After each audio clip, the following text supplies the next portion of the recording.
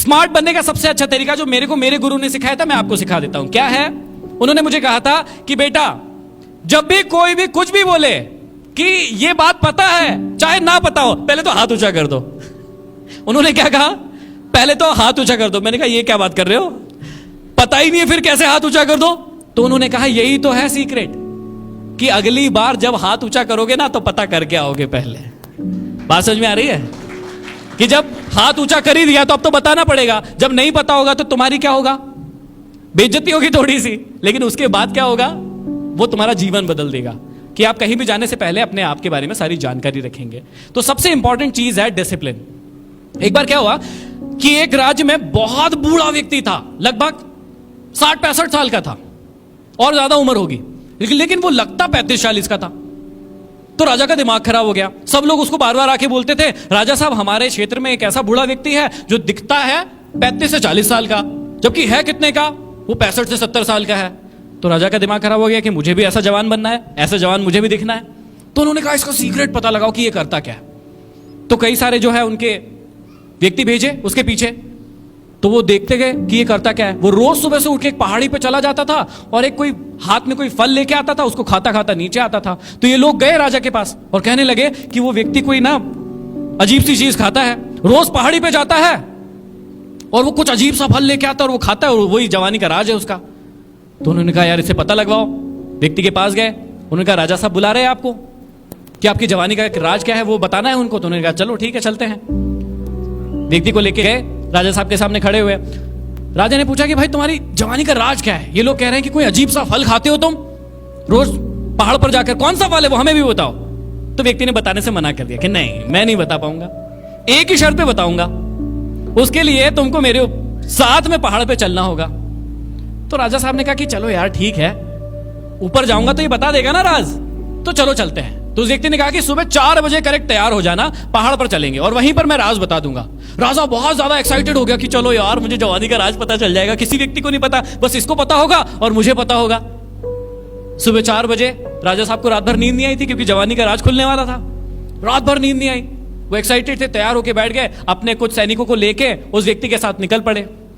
अब वो जो व्यक्ति है वो पूरी बातें बताता गया, देखिए कितनी अच्छी ग्रीनरी है, कितना अच्छा व्यू है, लेकिन राजा साहब का मन ही नहीं लग रहा था उसकी बातें सुनने में, क्योंकि राजा के दिमाग में तो सिर्फ एक ही बात चल रही है, जैसे कई लोगों के यहाँ पे चल रही होगी कि मेरे को घर जाना है, मेरे को ये काम करना है, मुझे वो काम करना है। यहाँ पे भी ऐसे कुछ लोग होंगे जो अभी मेरी बातें नहीं सुन रहे होंगे, उनके मन में वही चल रहा होगा कि अभी घर जाना है, अभी ये काम है, अभी वो काम है, ठीक है ना।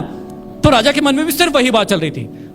अब आधी दूर गए और राजा बहुत ज्यादा थक गया, कहने लगा नहीं नहीं भैया आप मेरे से नहीं चला जाएगा, मैं चल ही नहीं पाऊंगा। आप एक काम करो, मेरे ये सिपाही हैं इनको ले जाओ और वो फल कौन सा है वो बता देना इनको, वो बता देंगे। तो उसने कहा नहीं बिल्कुल भी नहीं, आपको मेरे साथ चलना ही होगा, तभी आपको ये सीक्रेट पता चलेगा। राजा ने कहा यार चलो ठीक है। करीबन 2 घंटा बीत गया, 4 बजे से 6 बज गई, एकदम ब्रह्म मुहूर्त, सुबह सुबह सूर्यदेव सामने प्रकट, और ये लोग सब ऊपर जाके खड़े हो गए। और राजा इधर उधर ढूंढने लगा कि अरे कहां मिलेगा, अरे कहां लगा है वो फल, लेकिन राजा को कोई भी ऐसा वृक्ष नहीं दिखा, झाड़ पेड़ नहीं दिखा जहां कोई यूनिक सा फल हो। राजा का फिर दिमाग खराब हो गया। व्यक्ति से पूछा कि वो कौन सा फल है, बता अब तो बता, हम ऊपर आ गए हैं। व्यक्ति ने कहा अरे धीरज रखिए, चलिए मेरे साथ चलिए।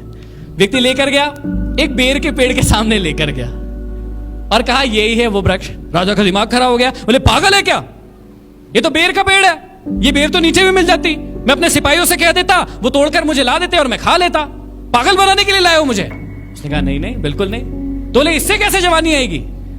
उसने कहा इससे जवानी बिल्कुल नहीं आएगी, लेकिन इसको खाने से पहले का जो प्रोसेस है, जो मैं लगभग 30-35 साल से कर रहा हूं, उससे जवानी आएगी। राजा के कुछ समझ में नहीं आया। उसने कहा बता क्या है भैया वो प्रोसेस?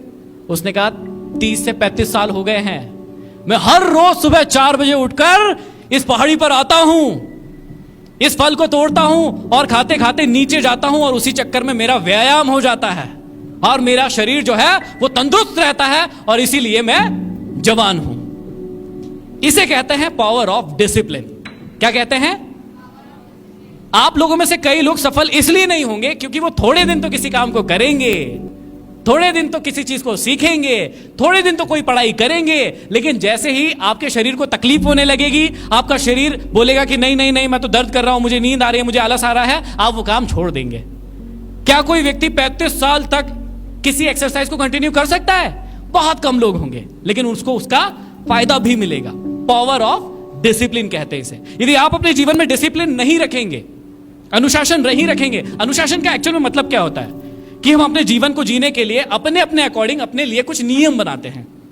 अनुशासन का असली मतलब यह होता है कि हम अपने लिए कुछ नियम बनाते हैं, और यदि आप उन नियमों को ठीक तरीके से फॉलो करते हैं तो वही होता है अनुशासन।